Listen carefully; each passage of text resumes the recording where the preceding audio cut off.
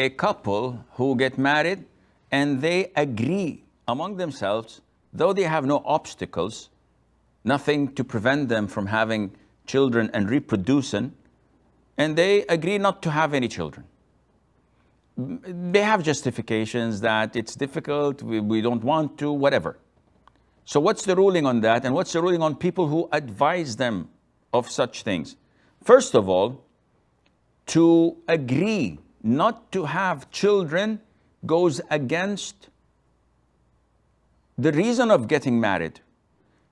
Getting married is not only for sexual pleasure, but rather to also reproduce. And this is why Allah made marriage for humans, so that they can reproduce and have children and life would go on.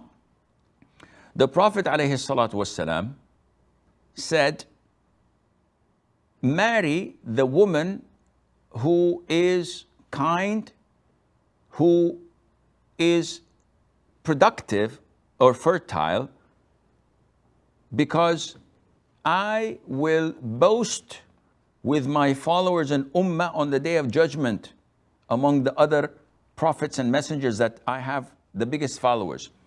So the Prophet is telling us to marry a woman that can give birth to children and she's fertile. One would say, how would I know, Sheikh? Take her for a test drive? Ha ha ha. No, this is not what is meant.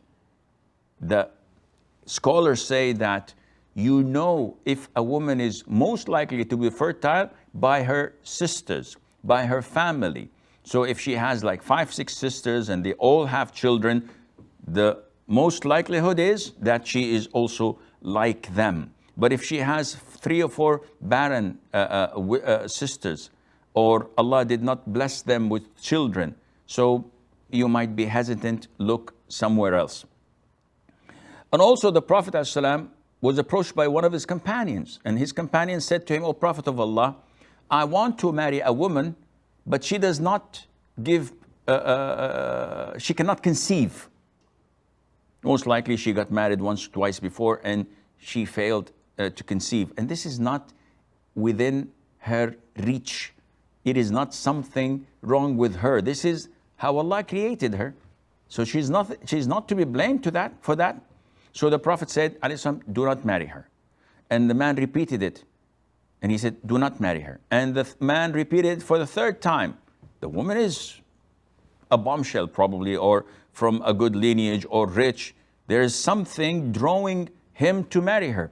So the Prophet ﷺ stated that you have to marry a woman who is fertile and can give birth to children. This is the essence of marriage. And hence, scholars say that agreeing to such a condition is invalid in marriage.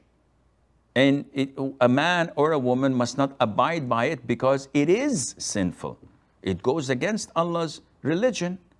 So you're choosing something out of your own mind and whims, and it is against what Allah has prescribed for us. Those who advise them not to have children forever, as they are as sinful as they are.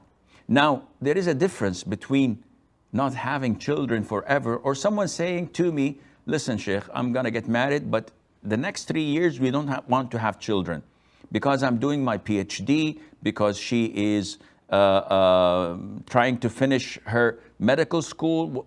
There is a reason, a legitimate reason, but to come and say, I don't want to have children at all, and this happens to a lot of the men who wants to marry a second wife. So they make it a condition. I have from my first wife children, but for the second wife, I said, listen, I'll marry you on the condition that you don't bear children. This is haram. And this condition is void.